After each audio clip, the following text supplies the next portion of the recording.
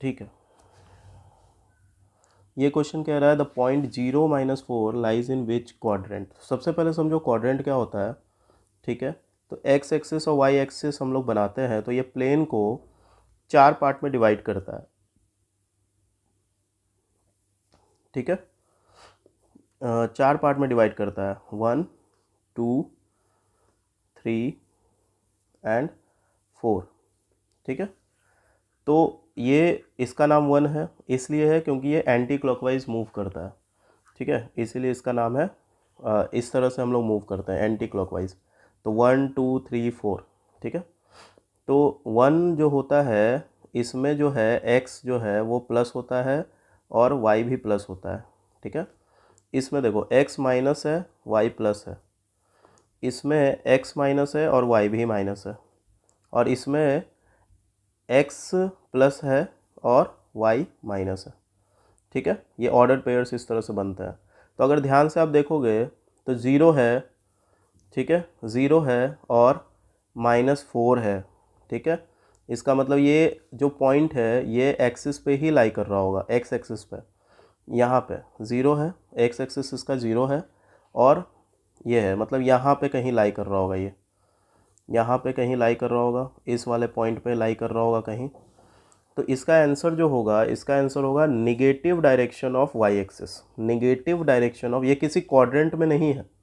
आप अगर ध्यान से देखोगे तो ये किसी क्वाड्रेंट में लाई नहीं कर रहा है, ये सीधा वाई एक्सिस पे ही लाई कर रहा है, लेकिन निगेटिव वाई एक्सिस पे लाई कर रहा है। तो इसका आंसर हम लिखेंगे in the direction of, in the direction of negative Y axis. ठीक है, in the direction of negative Y axis. ठीक है, चलिए नेक्स्ट क्वेश्चन देखिए। How many solutions of linear equation. ठीक है, इस लीनियर इक्वेशन का कितना सॉल्यूशन हो सकता है।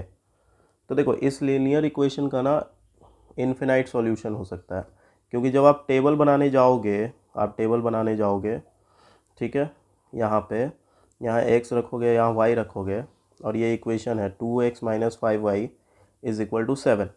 ठीक है, तो यहाँ से आप देखो इसको इस तरह से लिख सकते हैं 7 + 5y/2। तो इसका मतलब y का वैल्यू आप जो भी रखोगे, जैसे मान के चलो 0 रख दिए तो x तुम्हारा 3.5 आ गया, 1 रख दिए तो x तुम्हारा 6 आ गया। ठीक है, और 2 अगर रख दिए तो इट विल बी अराउंड 8.5 के अराउंड। ठीक है, तो आप समझ रहे हो कि आप y का वैल्यू अनलिमिटेड इन्फिनाइट रख सकते हो।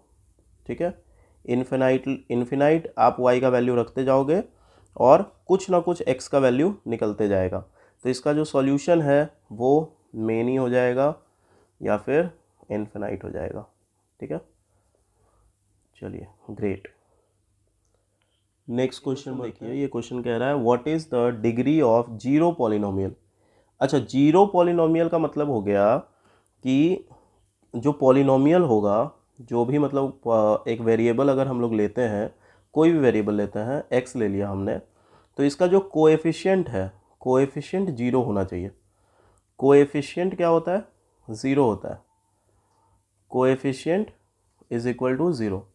अच्छा, बहुत बच्चे कंफ्यूज हो जाते हैं कि अगर x का पावर, अगर देखो 1 है, सपोज देखो अगर 1 है तो 1 को हम x का पावर 0 लिख सकते हैं, और उस केस में हम कह सकते हैं कि डिग्री जो है वो 0 है। लेकिन ये पॉलिनोमियल का कोई ना कोई वैल्यू है, पॉलिनोमियल का एक 1 जो है वो एक वैल्यू है। तो यहाँ पे अगर पूछता what is the degree of 1 polynomial, है ना, या फिर what is the degree of polynomial which is 1, ठीक है, तो हम कह सकते थे कि इसका डिग्री 0 हो जाता, क्योंकि यहाँ पे हम x का पावर 0 में इंडिकेट कर सकते थे। लेकिन ये कह रहा है ज़ीरो पॉलिनोमियल। ज़ीरो पॉलिनोमियल कहने का मतलब कोएफिशिएंट ही 0 है। ठीक है, तो जिसका कोएफिशिएंट ही 0 होगा उस केस में हम पॉलिनोमियल डिफाइंड ही नहीं कर सकते हैं, तो इसका आंसर हो जाएगा नॉट डिफाइंड। ठीक है, कोई भी 0 मत सिलेक्ट कीजिएगा पॉलिनोमियल में। अगर आपसे पूछा जाए जीरो पॉलिनोमियल का डिग्री क्या होता है, तो जीरो पॉलिनोमियल का मतलब है कि वो पॉलिनोमियल एग्जिस्ट ही नहीं कर रहा है, उसका मतलब जो कोएफिशिएंट है वेरिएबल का वो 0 है, तो वो एग्जिस्ट ही नहीं कर रहा है वो पॉलिनोमियल। तो जो पॉलिनोमियल एग्जिस्ट ही नहीं कर रहा उसका डिग्री भी एग्जिस्ट नहीं करेगा।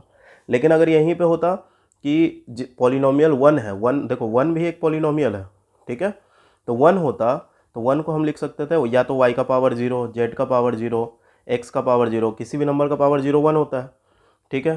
तो तब हम इस केस में कह सकते थे कि पॉलिनोमियल का जो डिग्री है वो 0 है, ठीक है। लेकिन यहाँ पे 0 पॉलिनोमियल मीन्स कि पॉलिनोमियल एग्जिस्ट ही नहीं कर रहा, वो 0 ही है ना, तो वो नॉट डिफाइंड हो जाएगा, ठीक है।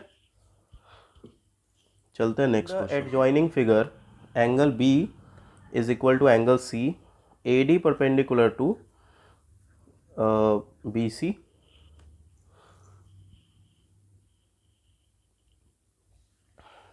what will be the rule by which ABD और ADC are congruent।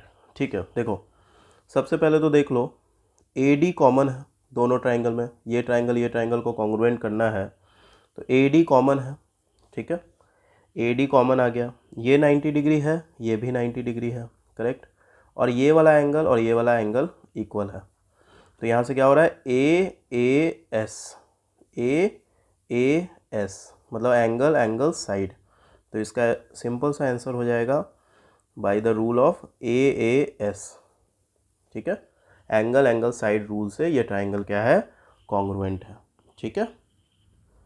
चलते हैं next. The following figure are the diagonals equal. देखिए रोम्बस में डायगोनल इक्वल नहीं होता है, पैरेललोग्राम में भी इक्वल नहीं होता है, ट्रैपीजियम में भी इक्वल नहीं होता है, rectangle will be the correct option. इसके पीछे का रीज़न मैं बता देता हूँ। फॉर एग्जांपल आप एक रेक्टेंगल ड्रॉ कर रहे हो, ठीक है, इसका लेंथ हम ले लेते हैं 5 और इसका लेंथ ले लेते हैं हम लोग 3, और डायगोनल हम अगर यहाँ से यहाँ तक करते हैं कंस्ट्रक्ट, ठीक है, ये 90 डिग्री है, करेक्ट, तो देखो ये 5 है तो ये भी 5 है, अपोजिट साइड इक्वल होता है, ये 90 है तो ये 3 है। देखो तो बेसिकली इसका जो हाइपोटेनस है ये तो तुम निकाल लोगे, जो भी निकलेगा 25 + 9 समथिंग जो भी निकलेगा, ठीक है।